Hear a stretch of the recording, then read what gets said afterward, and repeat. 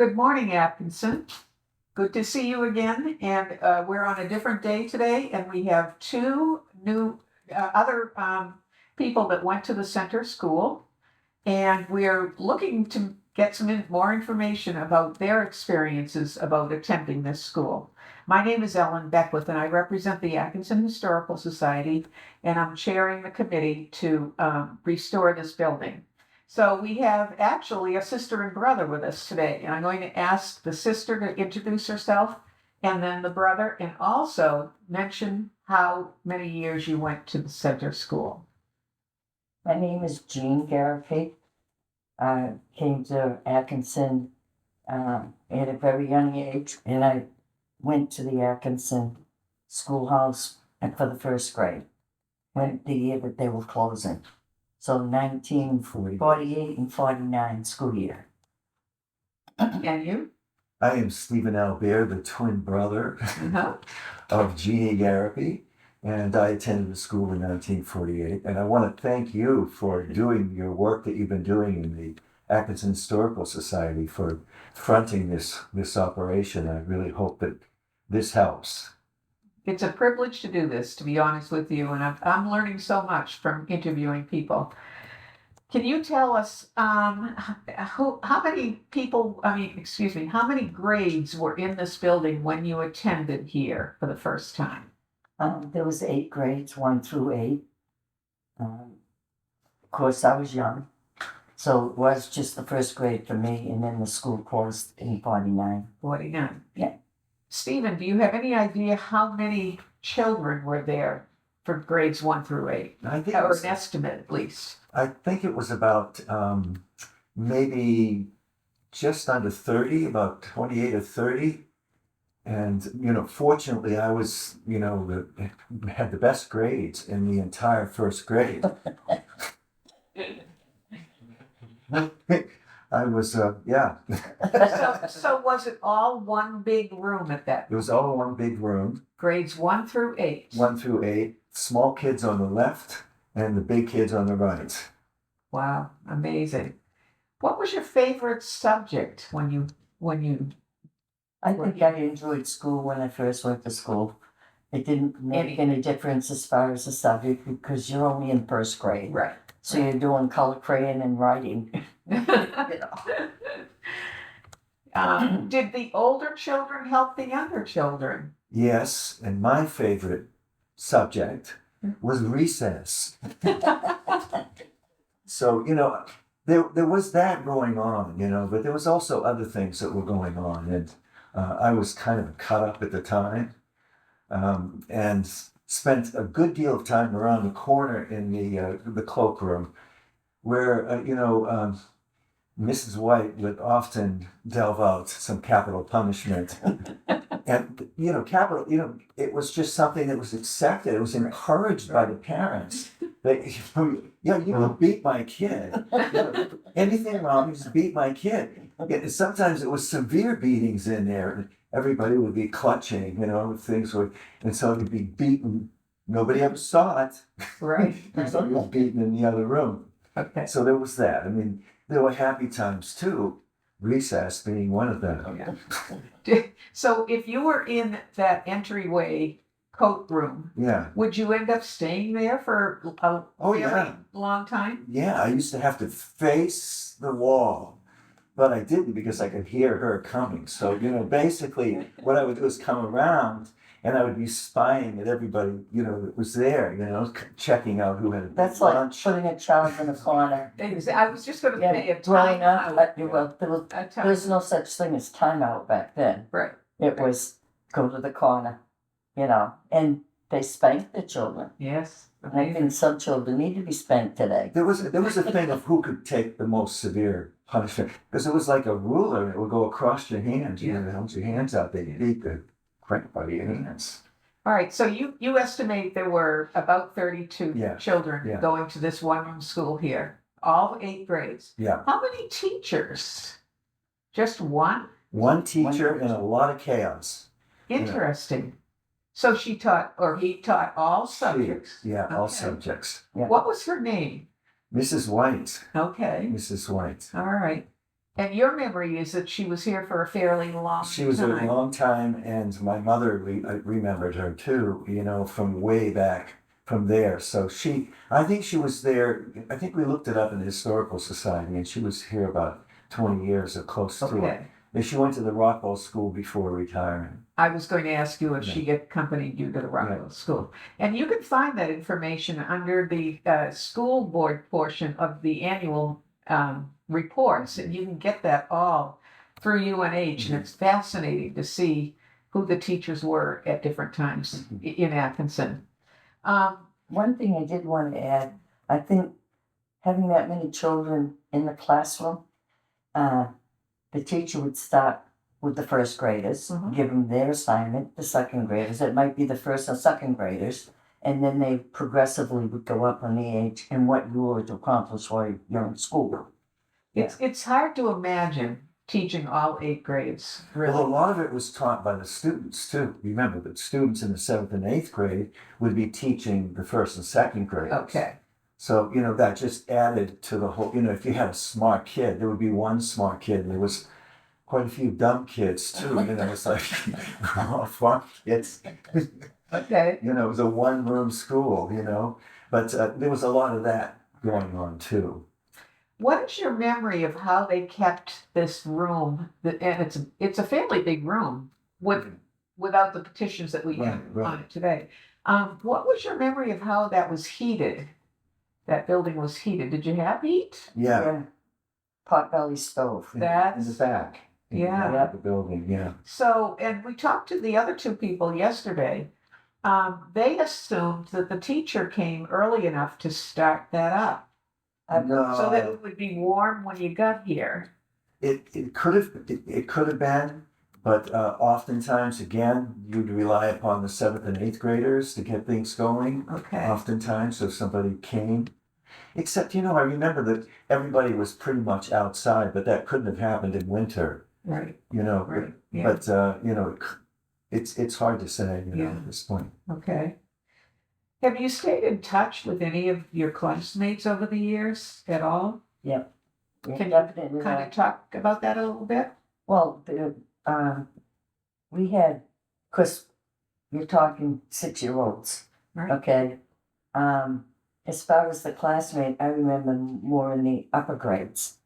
But Nancy Burnaby went here. So there's only 5 girls when we finally graduated 8th grade at the academy. So we were a class of 19, Right. with 5 girls. Right. So those are the people that did go to 1st grade because they were towners. Okay. Yeah.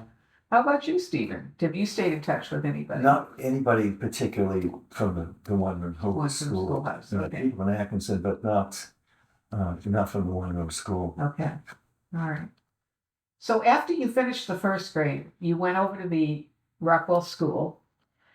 And that would have been like 2nd grade, right? Yeah, that would have been. We went to another school in Haverhill. Oh, okay. Yeah. Oh, We went out of town and then came back Okay. into town. I think I forgot about that. Yeah. Okay. I'm trying to think of. Why don't you talk about your earliest memory? Yeah. Yeah. Can you tell I me? definitely have a memory. It actually wasn't good memory when you stop to think about it, but Mr. Troublemaker over here was always getting himself into trouble one way or another. And he had done something wrong, and I happened to be right behind him when he come running into the schoolhouse. And he slipped and fell because there was the wide board floors that were all waxed. Okay. Back then, those boards were all taking care of the flooring. And he slipped and fell. And with the desk and chairs being bolted to the floor, he slid right into the metal part and he gashed his knee. And I'm all upset. You want to see my scar? He still has the scar. Wow. So seeing that happen is traumatic. Yes, You're only definitely. 6 years old. Yeah. You know, it was my brother. You know. Of There course. was a lot of drama that went on. It's like, I write about that in my book. It's shamelessly promote my book, but I wrote about my experiences, and one of them was, of course, the outhouse at recess time. because one of the things that had actually happened is somehow the older kids, who were a lot taller than the younger kids, managed to bore a hole between the woman and the ladies' room and the men's room. So that was, that was something that was kept away from the younger kids who couldn't see the top of the hole. Okay. So, but believe me, we figured out how to see. Right, I bet you did. And was it ever discovered by an adult? I don't If you think so. remember. I don't. The thing was, because there was so many, it's such a diversity of students, there was a lot going on. There was a lot of, rumors of things, and, it was chaos. It was chaos. It really was. Organized chaos. So you're actually mentioning that you had an outhouse. There was no bathroom back Oh, in no. 1948 and 49. No bathroom. And interestingly, I read recently that going through the town Yeah. reports, that when this building became a police station, they still didn't have a bathroom. And it was 2 or 3 years into that when they came out that they needed to put a bathroom in for the police officers. And I want to say, So did they have the outhouse? I'm sorry, Did they have the outhouse? I have That no they were idea. using? They were using the outhouse. It was around 1980, I think, they Yeah. put the bathroom in. So Yeah. that was kind of interesting. Yeah. Tell us about recess. Was there was there supervision? Well, for there was like recess? two. There was like two bells. One was the bell at the top, and the other one was the bell that called people in. So once there was recess, you were pretty much on your own. Most of the guys would head to that. There was a big field on one side, and the grass was always, and there were bushes out there, so we could sort of hide. And she had to round everybody up, and so those that didn't get round up, they was spanked and Oh, wow. But there was generally, it was games. I recall one called Bunny in the Hole With marbles? with marbles, Okay. and you would Oh, dig yeah. a little hole, and so there's marble games and other games, and then usually chasing the girls games, those kind of Okay. games. Jump rope for the girls, Okay. Do you remember? Was there electricity? Yeah, there was There was electricity. There was electricity in Okay. 1948. But no bathroom. No bathroom. That's amazing. Well, there Okay. was a bathroom, Ellen. There was a bathroom. That was the bad one. Yeah. That was. I grew up on this road, we had 2-seater. Well, that's amazing Yeah. to me that Yeah. there'd be 2-seaters. My grandparents had a barn, and it was a 2-seater, and I was like, who would sit next to somebody else? Stephen and I probably would have. And the Historical Society has in their barn a 2-seater, and believe me, Yeah. the second graders that visit us in May, that's the highlight of their tour, Of course is it is. seeing that 2-seater. Wow. Well, that's a good plug for the Historical Society. Come and see the 2-seater. So you've already relayed some naughty things. Can you think of something else that would entertain the readers or the listeners to this broadcast? Of Well, something one that of would the, have- one of the ways, that teachers would pass out handouts was that, there was no machines to do it. There was a kind of a mimeograph machine, I think, but I don't think Atkinson Public Schools had it at that Okay. time. So it was a process in which there was a chemical that was applied like Jello, and then what was that called? Do you remember that? No. I Yeah. can't remember it. And so as soon as you came into the room, the whole place was this smell, and you got to the point where it was kind of sweet. For me, it was a sweet smell. Right. And as soon as you came in and smelled that, you knew that the teacher had brought in a stack of handouts. So it was going to be drawing day. It was going to be something like that. And that was something that I still recall, and still know the smell of that. Okay. Now, can you tell me, did you walk to school? Uh-huh. It's in the book. I think the war would have been over in 1945. And so we're talking 1948. So it's like 3 years. So a lot of that stuff that was in the war, buses and that sort of thing, Right. were sold like, at the end of war, Jeeps and these other things. And one of them was buses, and there was a bus, and it was, kind of a really dingy, yellow combat color. the seats were just metal, just metal seats, and it had a diesel engine in it, so it just kind of roared, and just the smoke would just go, billow out of it. I don't know. It didn't last long because once Rockwell School and they got other ones. I think it was a stopgap measure, Right. but that was the way that we got to school. Okay. You know. Jean, can you tell us a little bit about, did you bring your lunch? Did you Oh, come home definitely for brought a lunch? lunch. No. Okay. You had your bag lunch, or Stephen had a Lunchbox. lunchbox. I don't know how he got the lunchbox, and I didn't. Because I was But he was special. But we always paper bagged it. Okay. Yeah. You paper bagged Okay.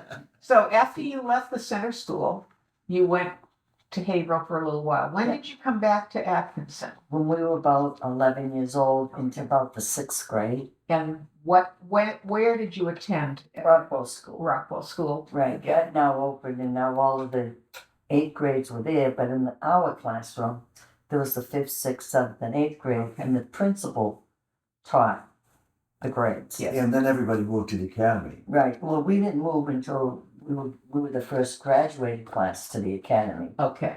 When, No, we were there. no, we were the first graduating class I at stand the Atkinson corrected. Academy. Okay. What year was that, the graduating class? Was that 56, 57, 58 school year? Okay. I can't remember the exact year on it.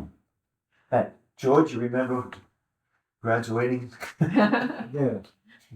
But you didn't graduate out of the Jan did. Atkinson. Jan was in our class. Yes. Okay. Yes. All right.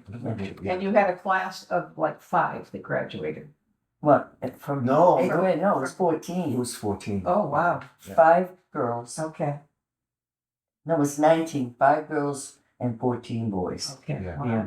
in the graduating class then. All right. We had grown the town. Yeah, I know. Yeah. Well, and if you think about that, that was right after, fairly soon after, especially high school graduation, after World War II Mhm. ended and the baby Right. boomers started coming in. And Mhm. Right. if you read anything about Atkinson, it was a town of only 450 until the mid 50s. Mhm. And then every decade after that, 1,000 more people moved to Mhm. town. So, into Atkinson. So my final question is, first I'll ask Stephen and then you can add to your answer too. Tell the truth. I'm curious, and I think people would be curious, especially because Stephen does not live in Atkinson. His twin does. Where do you live now, and what was your career as you moved forward after school? Well, being a bad student follows you. And so I never graduated from Haverhill High School. We went to Haverhill High School, and I joined the military. And I was very fortunate. It took me years to realize it, but the military retrained me, providing high school and college. And I ended up being a military instructor, and then went on to get 3 degrees, basically. So I've been teaching college, part-time and full-time artists for 40, 50 years now. Yeah.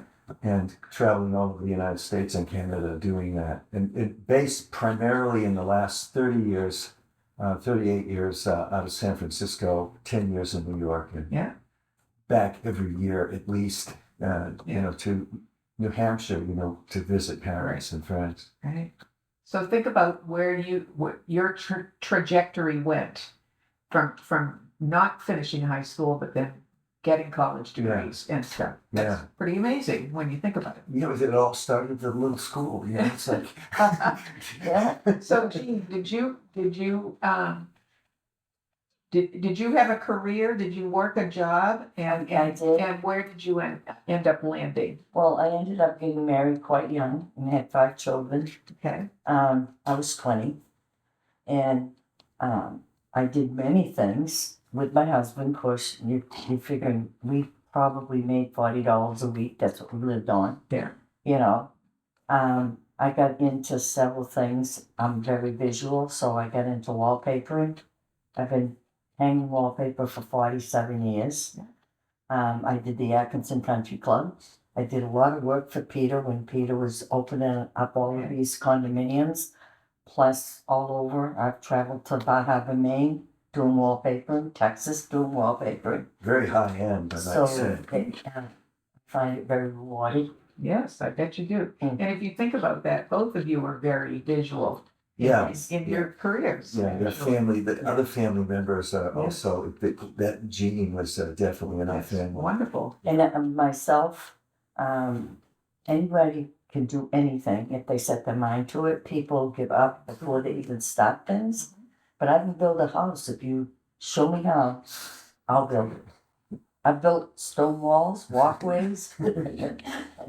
Yeah. So for the viewers watching, I just want to put in a plug. If you have enjoyed listening to some of these interviews that we are conducting, I'd like to encourage anybody, if you know of anybody in your family or a neighbor that went to the school, we'd love to talk to you and have this a part of our archives with the Historical Society. And Stephen put in a plug for his book, and the Atkinson Historical Society has his books if you're interested in coming and Thank you. stopping by and looking at them. So thank you for watching, and we'd love to hear from anybody that knows of another person that might have gone to this school. Thank you, Ellen. Thank you very much, John.